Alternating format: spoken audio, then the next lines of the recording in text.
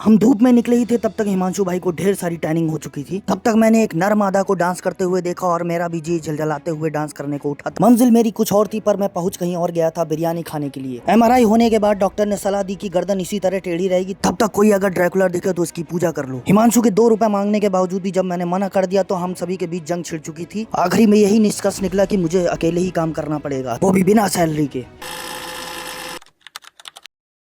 एक dance teacher होने के बावजूद भी ये लड़की मुझसे अंडा करी की रेसिपी पूछने आई थी, तो मैंने जो है साफ साफ मना कर दिया। बावजूद मेरे मना करने के ये लड़की मुझसे जबरदस्ती करने लगी और मेरी गाड़ी में आके जबरदस्ती बैठ गई। इसके लाख विनती करने के बाद मैं इसको अंडा करी की रेसिपी बता देता हूँ और उसके बाद हम चल पड़ते हैं अपने डांस स्टूडियो की ओर, जहाँ का रास्ता हमें जो है साफ साफ नहीं दिखाई दे रहा था, सिर्फ और सिर्फ बड़ी बड़ी गोभियां दिखाई दे रही थी जो की आपको दिख रही है। इन गोभियों का समुद्र पार करने के बाद मुझे नजर आता है अपना डांस स्टूडियो का दरबार, जो की बिना चाबी लगाए मंत्र से ही खुल जाता है। अब अंडा करी की रेसिपी लेके ये लड़की स्टूडियो जाने वाली होती है, उससे पहले ही मैं स्टूडियो अपने चला जाता हूँ ताकि ये लड़की हमारी मीटिंग पे अंडा करी ना फेर दे। इस काली अंधेरी दीवार को पार करने के बाद मेरे मन में ख्याल आता है कि मुझे अपने मंत्री संतरी को फोन कर देना चाहिए। मंत्री संतरी से सलाह लेने के बाद मुझे पता चला कि आज के दिन इस स्टूडियो में झाड़ू पोछा लगाने की जिम्मा जो है खुशी को दिया गया है। सेना के अनशन के बाद मुझे लगता है कि अब सारा काम मुझे को करना पड़ेगा, तो जानवी मेरे साथ जो है हाथ बटाने का काम करती है, क्योंकि आज उसे अपनी एक स्पेशल डिश अंडा करी की रेसिपी बनानी थी। बहुत जल्दी मुझे मेरी कुर्सी खतरे में नजर आ रही थी, क्योंकि खुशी का चाल चलन मुझे कुछ ठीक नहीं लग रहा था, क्योंकि खतरा भापने के बाद मुझे पता चला कि मुझे स्टूडियो से निकालने की तैयारी की जा रही है। अपने इस राजसमानी पॉडकास्ट के बाद मैं करोड़पति बनने वाला था, उससे पहले ही हिमांशु अपने 2 रुपए का हिसाब लेके बैठ चुका था। अब ये लड़की अंडा करी की रेसिपी बता के सबको फेमस होना चाहती थी, पर मैं ऐसा नहीं होने देना चाहता था। अब इस थकेले मौसम में हम सभी ने दिमाग लगाना शुरू कर दिया